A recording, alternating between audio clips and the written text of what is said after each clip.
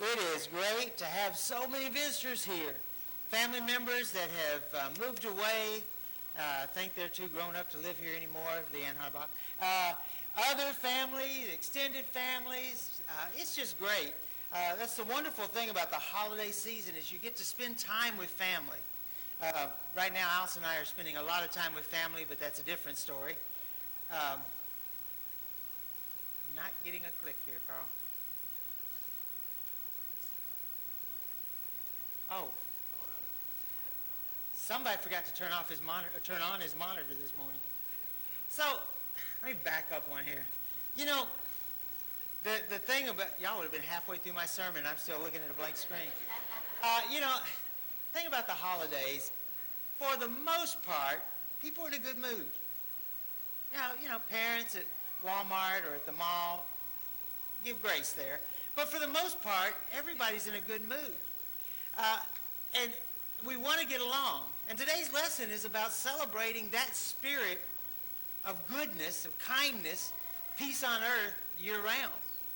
You know, I read an illustration a while back that said Christmas is a lot like going parachuting.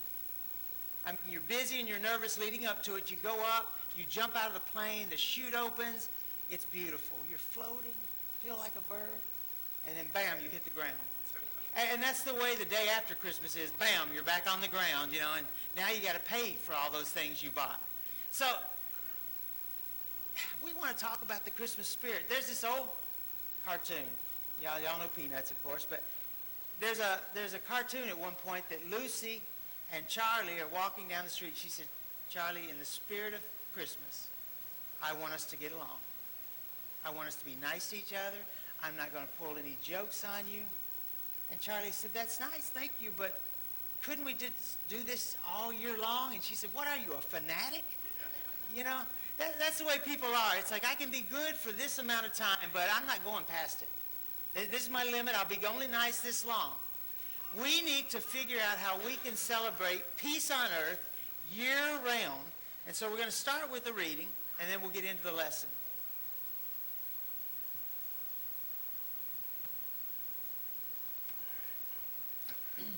We're reading from Matthew 2, verses 13 through 23. Now when they had gone, behold, an angel of the Lord appeared to Joseph in a dream and said, Get up, take the child and his mother and flee to Egypt, and remain there until I tell you to. For Herod is going to search for the child to destroy him. So Joseph got up and took the child and his mother while it was still night and left for Egypt. He remained there until the death of Herod. This was to fulfill what had been spoken by the Lord through the prophet, Out of Egypt I called my son. Then when Herod saw that he had been tricked by the Magi, he became very enraged and sent and slew all the male children who were in Bethlehem and all its vicinity, from 2 years old and under, according to the time which he had determined from the Magi. Then what had been spoken through Jeremiah the prophet was fulfilled. A voice was heard in Ramah, weeping in great mourning, Rachel weeping for her children, and she refused to be comforted, because they were no more. But when Herod died, behold, an angel of the Lord appeared in a dream to Joseph in Egypt and said, Get up, take the child and his mother, and go into the land of Israel, for those who sought the child's death are dead. So Joseph got up, took the child and his mother, and came into the land of Israel.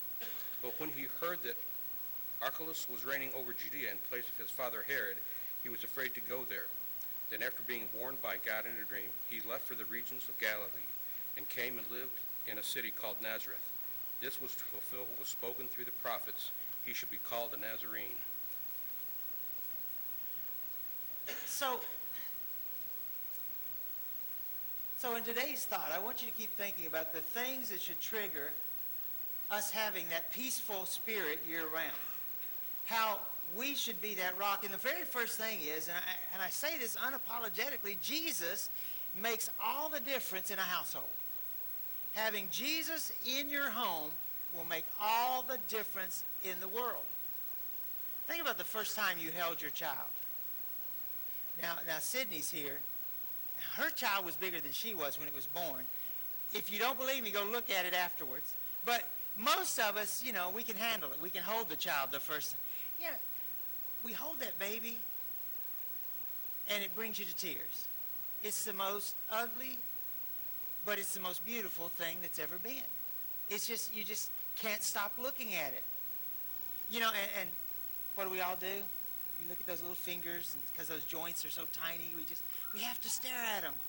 Well, remember that. Well, think about Mary the first time she held Christ, because she knew who he was. She had been told who this child that was to be born to her was going to be. She knew this is the Messiah. And she grew up all her life hearing about the coming Messiah. That's all. They talked about it. More so even Joseph, because he had grown up as a son of David. They knew that one of their people was going to reclaim the throne. Now, we know it's a different throne, but they grew up saying, one of us in this line, it could be my child, it could be your child, but we're sons of David, it'll be one of us. So they're holding this child, and they're thinking of the responsibility of raising. How would you like that responsibility? It's bad enough raising a normal kid. But, you know, all of a sudden you've got the golden child. And they're trying to deal with that. Look, homes are important. Because home is where we talk about love and trust. In Bible class this morning, they talked about some of the bad things that happen out in the world around us. You know, I hate it. I can't worry about it overly. All I can fix is what's in my home. I can only teach my family, my grandchildren. I can only help ensure that we have a way for all of us to come together in fellowship and strengthen each other. I got no control outside of that. None. So we need to talk about love and trust. Remember what the scriptures say. Parents, fathers, too often moms get all the responsibility. Fathers, talk about God when you get up in the morning, when you get out of bed, when you walk out the door, when you walk past your gatepost, when you walk down the road, when you come in at night, before you go to bed, when you go to bed, be talking about God. Find ways to interject him. And parents, the easiest way I've found to interject God in your daily life is I'm not expecting that any of you guys are going to start a 24-hour-a-day devotional. I know. It's not going to happen. But if you would start sitting down at a meal together and praying before the meal, and asking your children questions about their day, about their life, about what's stressing them, what's made them happy, and then working God into that discussion. Trust me, go out with me and talk to people sometime. You can work God into every conversation, you know. So work him into those discussions. More than that, home is where we learn to live, love, and trust. Or I actually meant that to say live, love, and live trust. That's what we learn. Home should be our safe haven. Alice and I, for many years, worked in the foster care system. Now working with Patty, trying to develop this center in Forston for children that that need protection. That's what that whole building is built, very secure for the sake of protecting children. I hate that I have to say those words, protect children. I feel so bad, and I see the lives after children that grow up in abusive families and homes. I see the marriages broken because they lived in a string of broken marriages. Children, you parents, your responsibility is raise these children up knowing that they can love freely. I mean, we're not real touchy-feely in our family. Never have been. Allison's birthday present every year is to ask Ben to give her one hug a year. I mean, we just don't do a lot of that. He gives usually a couple. We don't do a lot of that. But we still always showered each other with love. And however your family does that. And also trust. Your children should grow up knowing they can tell you anything, even if you're going to hate to hear it. Even if you're going to hate to hear it, that doesn't mean you're going to agree with them. And Stacy years ago in a teen class, Stacy and Katie were in there, and the question came up is, who would you call if you got arrested? And somebody said, well, why not Jeff? And she said, I'm not calling him. The reality is, she would. She'd call me because whether I agreed or not, I would show that I loved her. They need to learn that they can trust you to have their best interest at heart and to care for them. And if we don't teach it, all they're going to grow up learning from school and from the world is how to bully, how to hate, anger. We live in one of the most divisive times, it seems like, in centuries. I don't know. Maybe not. Maybe it just feels that way. But it is a divisive time. I mean, there's been whole programs on the radio about how to have a non-political holiday. If you can't know how to sit down and have nice conversation with family, my goodness, go take a class. I don't know. We'll offer one here Tuesdays starting 7. No, I don't know. We need to let our children grow up in trust and hope. Wouldn't it be great if we could keep this Christmas attitude in our homes year-round? Wouldn't it be great? More than that, what if we could carry freely the message of Christ wherever we went? What if we could be ambassadors for Christ wherever we went? The PC movement is seeking to eliminate the mention of religion anywhere but church and home. Let me tell you a little hint. If they're successful, they're going to go after church and home next.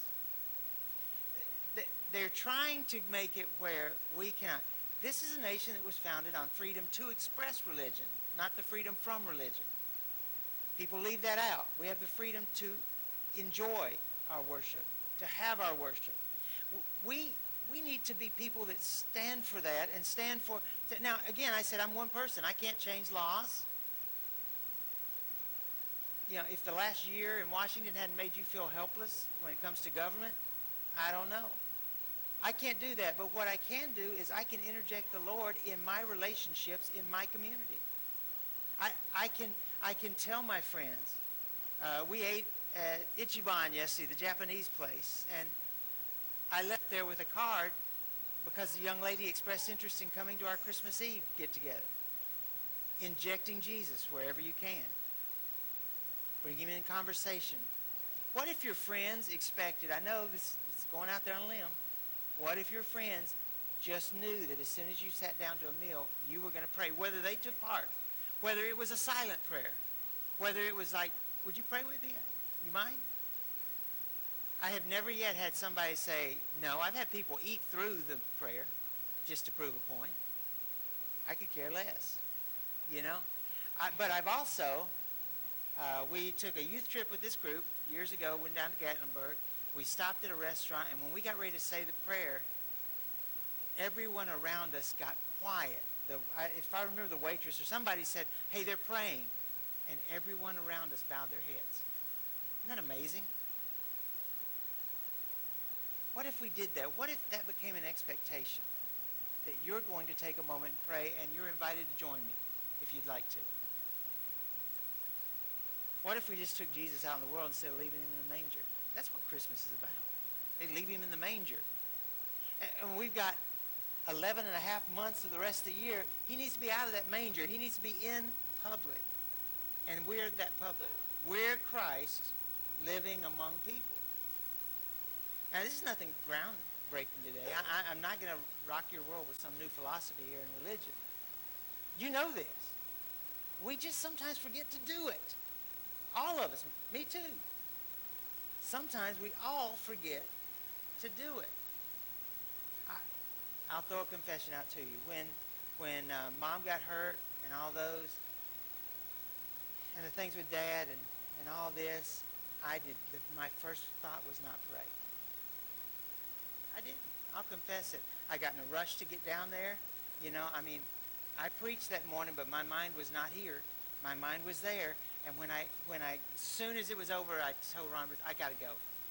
And rushed down there, and it was not until that night, you know, or the next day that my brother and I sat down and prayed about it. And we're both elders in the church. We know better. So I'm telling you that to tell you I get it. I get sometimes the world knocks Jesus out of our mind for a minute. Troubles knock Jesus out of our mind for a minute. Pain knocks Jesus out. Well, let's get him back in as quick as we can. The more we do it, the more it becomes a habit. Now think about all the things you do as a habit. You don't even think about it, right? There are so many things. In fact, As you get older, I know this is not a confession because half y'all know this, right? You walk out of the bathroom in the morning, you've gotten ready, you've done everything, and you think, yeah, I remembered that. What did my pills? No, I took them. I did that the other morning, a couple days ago, and I started to walk out of the bathroom and said, no, I forgot something. I looked in the mirror, and my hair was standing up everywhere. I said, oh, now it's dried this way. So, we all forget things. Make it a habit so we don't forget. So that it's routine to pray. It's routine to read. It's routine to come to church and worship with your brothers and sisters. He makes all the difference. When we start to take him into the schools, into our workplaces, everywhere else, he becomes a foundation on which you can build off of. He becomes that strong, solid foundation. When we were remodeling here, I was telling Doug about this the other day. The architect came, laid out the plans for it, everything. And one of the things he said was, this is on concrete. This is great. It's got a good foundation. It's got big I-beams underneath the floors. This is perfect. And he said, I think we can span that whole wall. We don't need a column because, poor Patty's behind it today. There's always somebody that I see going like this every time I move. That's why I move, just to watch him do it.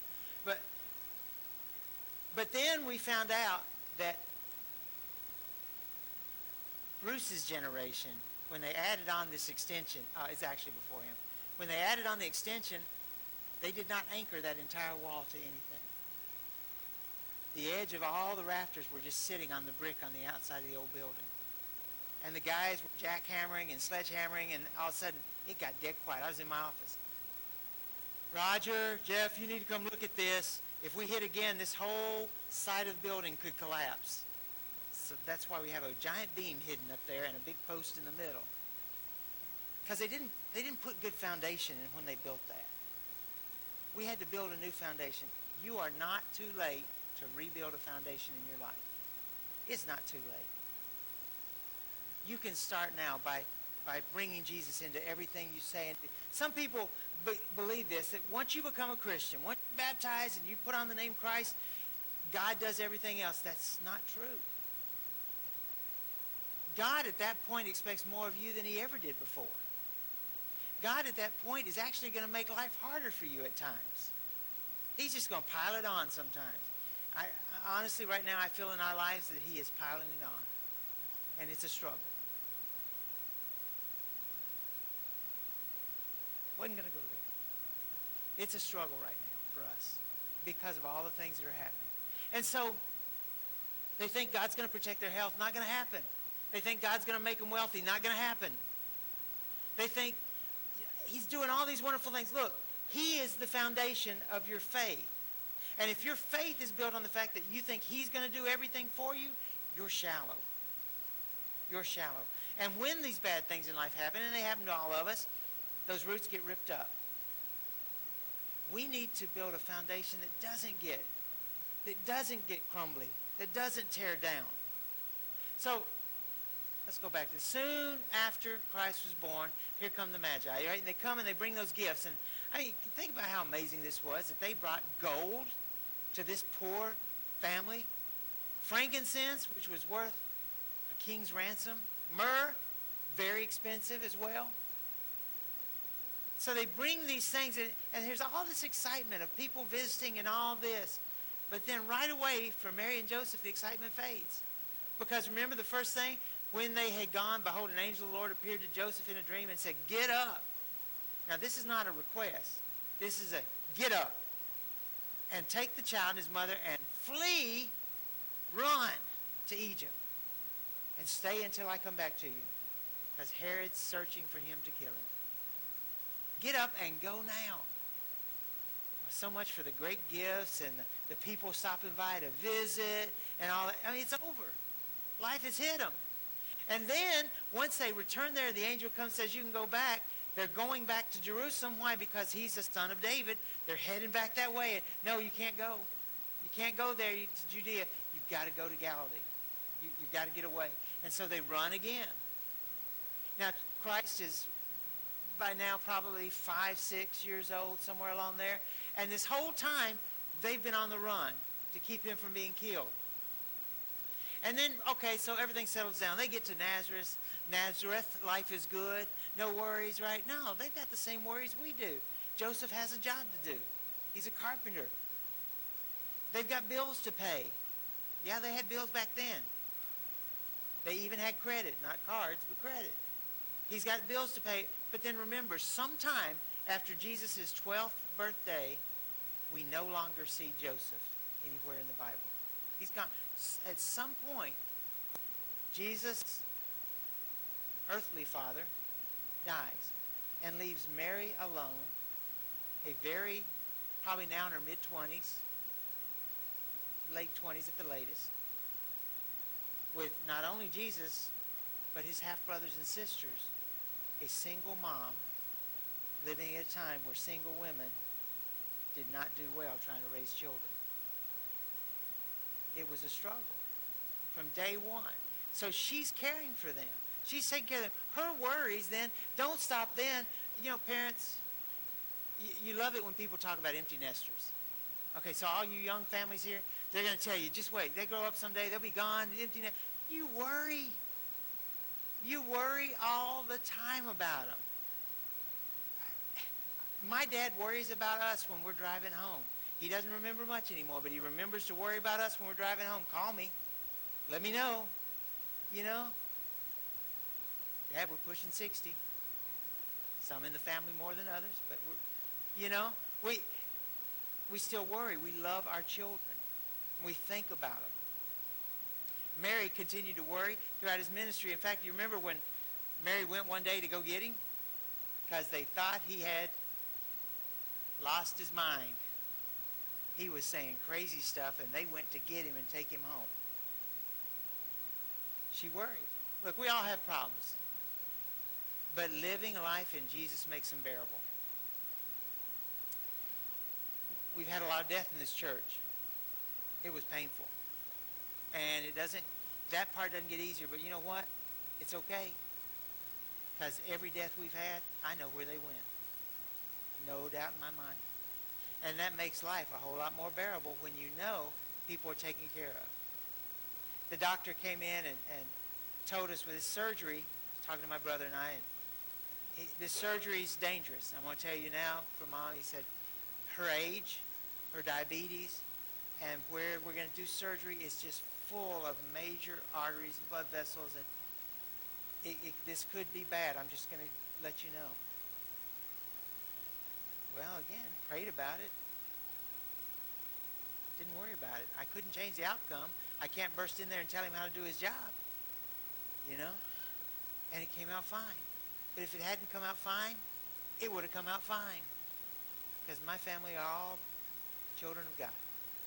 They know. So, living life in Jesus makes life bearable. I feel bad for those people out there in the world that have nothing to fall back on when the world comes crashing in. That's who I worry about. Nothing.